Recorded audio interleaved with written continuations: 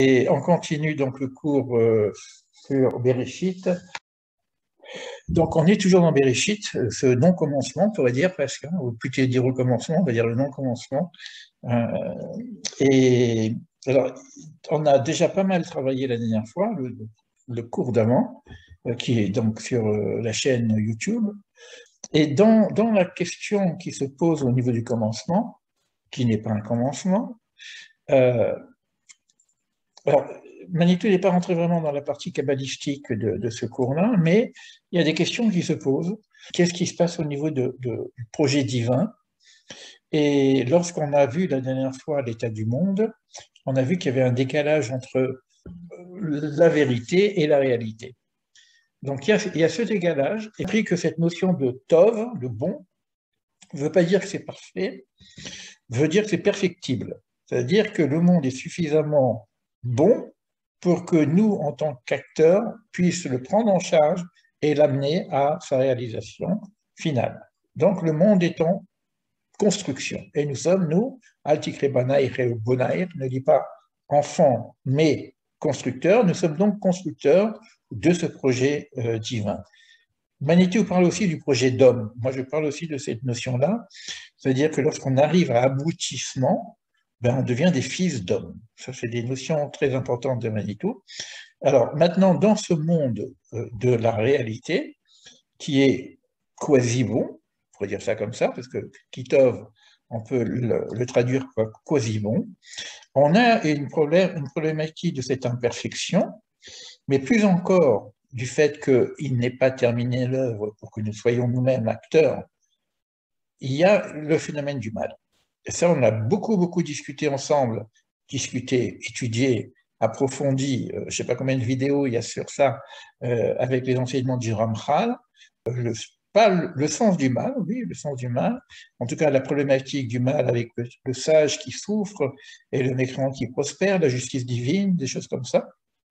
Mais là, on est dans Bereshit.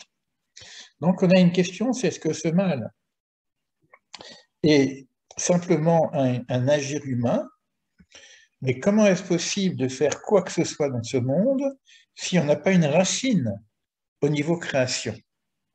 Or, c'est bien écrit, bara ra, que Dieu crée la notion du ra, qu'on traduit par mal, mais osetov. Il crée le ra, ce qu'on appelle mal, je dis bien ce qu'on appelle, parce qu'on va avoir un problème, comment Dieu crée le mal proprement dit, et qu'est-ce que le mal? Vosetov, il fait le bien, c'est-à-dire qu'il y a un agir, c'est bien, c'est bon, mais dans le monde de la création qui s'appelle le monde des principes, il y a un principe nécessaire qui s'appelle le ra. Donc ça, c'est le thème de la discussion qu'on va avoir. Alors pour ça, on est obligé de comprendre un petit peu l'organisation du monde ou des mondes. Alors, je reprends. Donc, nous avons 4 mondes. Un monde qui s'appelle la Ashia, le monde inférieur. Notre monde, la Ashia, c'est le monde de la création, de l'action, pardon. Donc, on a ce monde de l'action, mais avant ce monde de l'action, dans le projet divin, donc on voit que ça commence par Beria, donc il crée, mais la notion de création, on a vu que ça n'a rien à voir avec ce que nous connaissons comme création. On avait un très beau cours, toujours de Manitou, sur Ex Nihilo, la création qui vient de soi-disant rien. Et cette création n'a rien à voir avec le mot créateur à notre niveau. Nous ne sommes pas des créateurs dans le sens biblique, c'est-à-dire bara. On peut éventuellement transformer des éléments, mais on ne peut pas créer quelque chose. On parle d'une table, on prend le bois. Alors que là, il y a une création ex nihilo. Donc, on a un monde de la création, et après, il y a un monde de la formation, et après, plus bas, il y a un monde de l'action.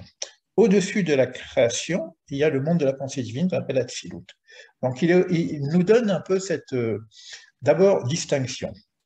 En vérité, il y a 4 niveaux de l'être dans le vocabulaire de la Torah. Et c'est également des niveaux de l'être au niveau divin, mais également, on va le retrouver également au niveau humain. Nous avons fait allusion qu'à 2 de ces niveaux, qui nous sont familiers à cause du dualisme occidental. La pensée hébraïque pense par 4 qui sont 5. Alors, qu'est-ce que ça veut dire 4 qui sont 5? Il y a ce qu'on appelle le kollel, les 4 qui forment un ensemble eux-mêmes, où on peut parler du monde d'Adam Kadmon, l'homme principiel, donc qui lui organisé sont les quatre mondes. Alors donc il donne le nom de ces quatre mondes. Donc on a les termes, quand vous lisez la Bible, vous allez trouver ces termes, Vaïvra, il crée, Vaïtser, il forme, Vaïaras, il fait. Donc on a des mots qui sont bien spécifiques, qui correspondent à ces niveaux-là. Quand on dit Vaïtser Adam, il forme l'homme, ce n'est pas encore notre niveau, c'est le monde de la Yetzer, donc du monde de la formation. Il faut bien comprendre cette organisation des mondes. Sinon, on ne va rien comprendre à la notion du rat, ce qu'on appelle mauvais, quoi. Donc, on trouve barreau, assaut. Excuse-moi, Élie, tu peux reprendre les verbes qui sont liés aux quatre mondes, s'il te plaît? Vaïvra, c'est bara. Il faut entendre bara, la création. Il faut entendre Yetzira pour la formation. Il faut entendre la Asiya pour l'action. Asiya, la asot, faire. D'accord, donc, on le retrouve, quand vous entendez Vaïtser, Adam, et il forme l'homme, c'est le monde de la Yetzira. C'est intéressant à savoir parce que quand vous lisez la Bible, quand on est dans le monde de la Yetzira, on a l'impression qu'on a un homme. Ou quand on dit Vaïvra, on a l'impression qu'il y a un homme. Or, ce n'est pas des hommes encore. On est comme dans le monde des principes, des élémentaux. L'homme, il vient bien après. L'homme tel que nous le connaissons, en tout cas. C'est pour ça qu'on dit Adam Kadmon, il ne faut pas imaginer que c'est un bonhomme, quoi. C'est un monde, c'est même le monde qui entoure tous les quatre mondes, c'est autre chose. Donc, le Olam Hebri, pensez à ces trucs, Olam Atsilut, le monde de l'émanation de la pensée, Olam Beria, Olam à Yetzira et Olam à Asiya. Ça, c'est les quatre mondes. Donc, ce que nous dit Manitou, ce que dit la Kabbale, c'est que la notion du mal va être progressivement de plus en plus intense, concrète. Alors, il y a certaines petites différences un petit peu en fonction de ce qu'on appelle le mal ou pas le mal, etc. Il y a, on va dire, de façon simple, on dirait que dans la Beria, comme c'est la Beria, la création de Dieu, on ne peut pas parler de mal proprement dit. Donc cette notion de mal, il faut l'entendre autrement. C'est le principe du mal. On va savoir à quoi il sert ce principe du mal. Alors là, il n'y a pas de mal. Dans le monde de Eshira, les formations, les notions, les ingrédients du mal vont avoir une certaine consistance. D'accord? Mais elles ne sont pas très fortes. Peut-être à égalité, pour certains, dans le monde de Eshira. Dans le monde de la Scia, dans notre monde, la notion du mal qui a pris beaucoup de consistance et qui devient une certaine réalité, puisqu'on est dans le monde de la réalité, il y a beaucoup plus de notions de mal que de notions de tov. Donc on va maintenant essayer de comprendre un petit peu quelles sont ces notions-là au niveau biblique. Quand la Torah dit, il reprend, Ein ra yored min hashamaim. Alors on dit, Vaïvra ra, il créa le mal, et après il nous dit qu'il n'y a pas de mal qui vienne du ciel. Donc cette notion de ra, c'est pas du ra. Alors il faut comprendre, c'est un mystère. C'est un mystère pour la pensée occidentale. Pour la pensée hébraïque, on n'a pas de problème avec ces notions-là, parce qu'on a des mots qui veulent dire une chose et son contraire. Ça a l'air même, ce nous dit Manitou, d'être une pirouette, parce qu'en bas, ici dans notre monde, le mal, c'est un vrai mal. Il ne faut pas jouer avec cette notion de ce mal qui est bien dans notre monde. Quelqu'un qui a une souffrance, c'est mal, il souffre. Donc en ce moment, il faut se calmer, il faut se taire. Par contre, dans le monde des principes, c'est autre chose. Donc, faire attention, c'est ça que Manitou insiste beaucoup. C'est un bien que ce soit un mal, parce que le mal fait ressortir le bien qui consiste à être bien. On dit, doucement. Donc ça, je prends Manitou, ce sont des pirouettes de théodicée, de bouillie sucrée à l'eau bénite. Quand quelqu'un a mal, il a mal. C'est un scandale de dire, tu crois que tu as mal, mais c'est bien. On sait qu'on a en psychologie une possibilité de travailler sur les souffrances en tant d'apprentissage, etc. Ça, c'est un travail qu'on doit faire. Mais dans la réalité de la souffrance, de la maladie, de la mort, etc., on a une véritable quelque chose qui s'appelle le mal. Quelqu'un qui tue, quelqu'un qui vole, quelqu'un qui triche, qui ment. On ne peut pas dire que c'est un bien caché. Il y a une réalité de ce mal. Et là, il dit que, hors ce moment-là, il vaut mieux se taire. C'est pas la peine de dire, c'est pas grave, tu verras, ça passera, ça t'améliorera, tu auras un salaire là-haut.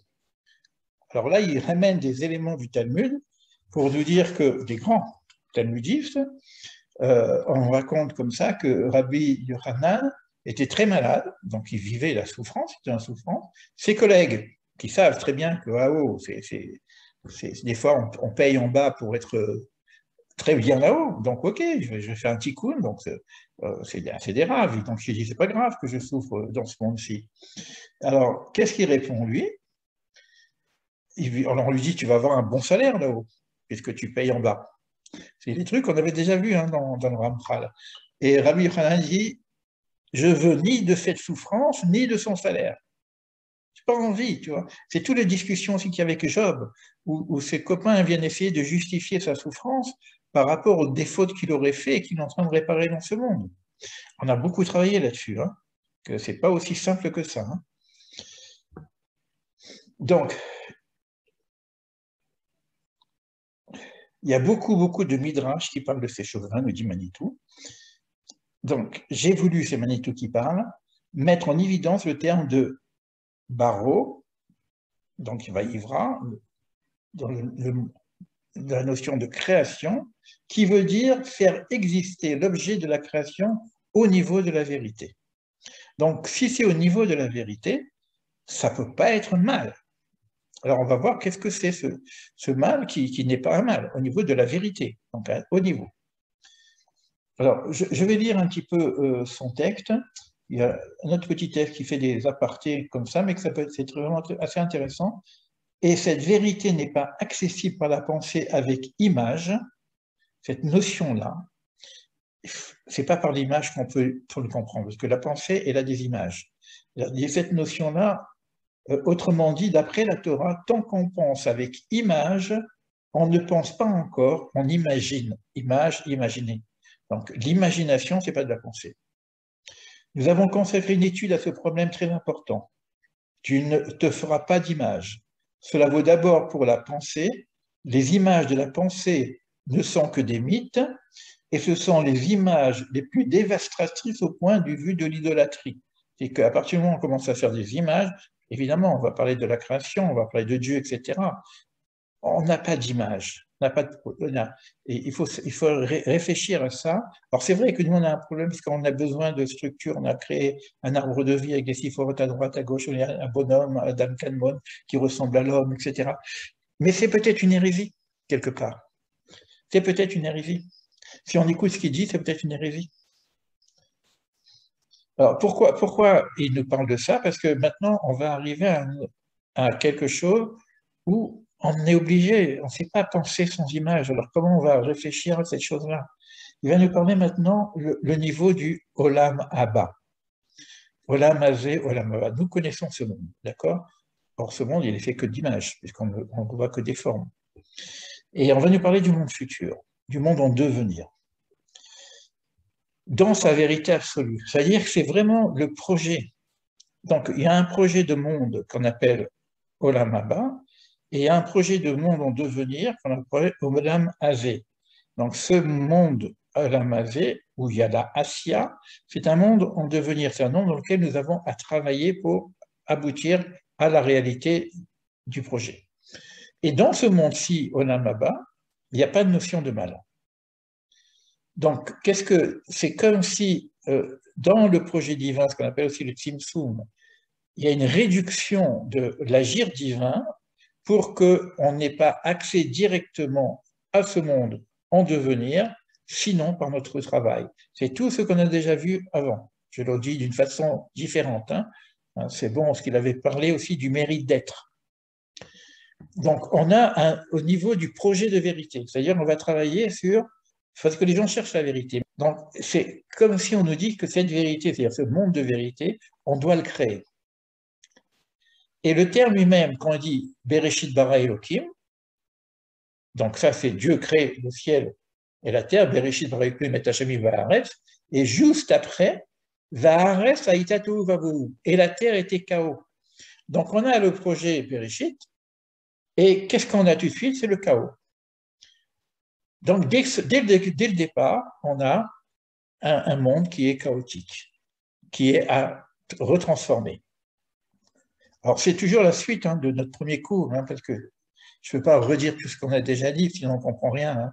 Les personnes qui suivent tout de suite, donc il faut vraiment écouter le premier cours, toujours de Manitou, pour le décalage entre le monde de vérité et le monde de réalité. Je veux juste développer un peu ce qu'il dit là par rapport à l'accession à ce monde futur.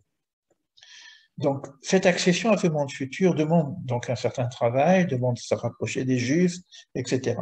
Maintenant, dans les Midrash, on voit que on va essayer de trouver des solutions pour pouvoir ramener également les innocents ou les mécréants, tout ce que vous voulez, qu'on appelle les gens de mauvaises mœurs. Et comment ça peut marcher, cette chose-là? C'est à travers les Kohanim, les prêtres. C'est pour ça qu'à un moment donné, on va appeler le peuple d'Israël Mamlechet Kohanim, un peuple de prêtres. C'est-à-dire qu'on a un enseignement à répartir, soit aux innocents, aux ignorants, aux mécréants, pour pouvoir leur donner accès justement à ce monde-ci. Et les Kohen principalement, parce qu'on voit que c'est un terme qui est assez fort, qu'on va retrouver d'ailleurs dans les Pirkei Avot, qui marquait Oev Shalom ou Drosh Shalom, voilà. Aime la paix et cherche la paix. Donc, ce n'est pas simplement d'aimer la paix, simplement d'avoir des idées comme ça sur la paix, etc. Si je ne fais rien, parce que l'amour, c'est aussi une action. Donc, aime la paix ou droche la paix et va la chercher. Fais quelque chose pour amener la paix. Ça, c'est un travail qu'on parle sur Aaron le Cohen, qu'on doit être des disciples de Aaron. Pourquoi? Parce que lui, c'est son rôle de ramener la paix. Mais la paix entre quoi et quoi? La paix, justement, donc ce décalage qu'il y a entre les tzadikim et les Réchaïm. C'est-à-dire que le travail que fait le Cohen au temple, c'est un tikkun, ce qu'on appelle un tikkun olam, une façon de réparer les fautes de l'humanité. Et à ce moment-là, il y a un rééquilibre qui se fait. Et à un moment donné, il faut bien qu'il y ait une prise de conscience. La prise de conscience est faite à travers justement les enseignements que peuvent donner ce qu'on appelle lumière pour les nations, ou éventuellement le travail des Kohanim par rapport. Mais aujourd'hui, on n'a pas de Kohen, aujourd'hui, on a les enseignements. Voilà. Les enseignements viennent dans ce sens-là. C'est-à-dire qu'il y a une responsabilité, puisqu'on a parlé de la madriga, du statut singulier d'Israël, il y a une responsabilité d'Israël qui a la connaissance de tous ces enseignements et qui doit les répandre dans le monde. C'est pour ça qu'on les appelle Mamlechet Kohanim, donc prêtres des nations ou Or Lagoïm, lumière pour les nations. Alors, je reviens, c'est sa conclusion. Sa conclusion, c'est que dans le monde de la Beria, c'est tout bon, tout est bon, il n'y a pas de mal, même si c'est Barara. Dans le monde d'Ayetchira, moitié-moitié, comme je l'ai dit, et dans le monde de la Sia, plus de mal que de bien. Le prochain chapitre, qui sera beaucoup plus long, va nous donner quelques définitions du principe du mal. Donc, je vais aborder juste cette chose-là, et je garderai pour la suite, et on va échanger quand même un petit peu entre nous. J'avais dit que le cours va être un peu plus raccourci que d'habitude, comme ça m'évite de le couper. La notion, et ça y reprend le Ravashlag. Il faut bien se rappeler cette notion-là, et on va voir comment on articule cette notion. Finalement, il n'y a pas de mal dans le principe de la création, puisqu'il y a une nécessité qu'il y ait cette notion, Cette notion, elle a deux niveaux. Il y a un premier niveau, la notion de recevoir. L'être humain, au départ, le bébé, l'être humain, il est tout en besoin de recevoir. Ce besoin de recevoir n'est pas un mal. Recevoir, ça peut être aussi le besoin d'étudier, ça peut être le besoin de grandir, ça peut être de réussir. Donc là, ce n'est pas un mal en soi. Ça devient mal quand ça descend jusqu'à notre monde où ça devient recevoir pour recevoir. Mais la notion de besoin de recevoir, c'est pas un mal. La notion du bien, c'est le besoin de donner. Donc après, c'est des choses qu'on a déjà vues ensemble, hein, mais bon, ça sera une révision. Je verrai si je peux ajouter quelque chose de plus par rapport à ça.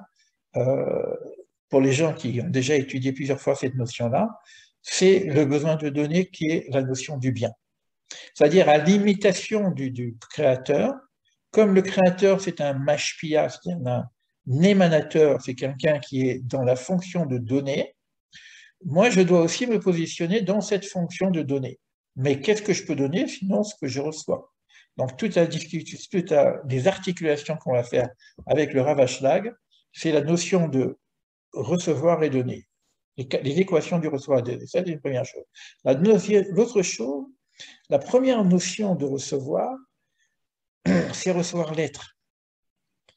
Et c'est quoi l'être? C'est comme si on parle de certains niveaux d'être. Hein. Souvent on parle de Neshama Yetera, une âme supplémentaire qu'on reçoit Shabbat par exemple, etc. Donc on a plusieurs niveaux d'âme. On a Nefesh, Ruach, Neshama, etc. Et il y a ce besoin de recevoir la Neshama quelque part. Il y a ce besoin pour celui qui est en quête spirituelle d'être connecté à son âme supérieure.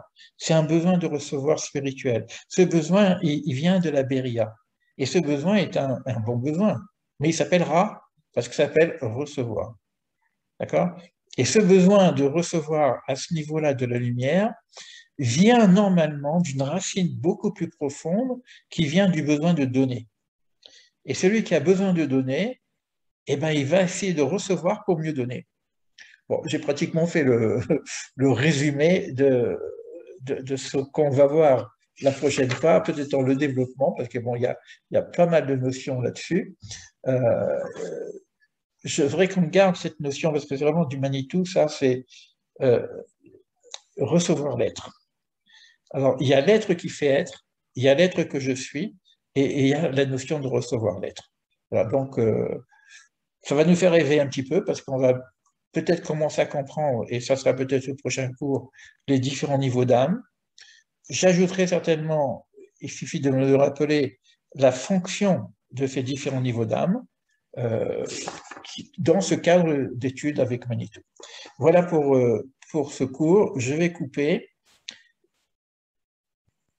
et on va partager un petit peu ensemble.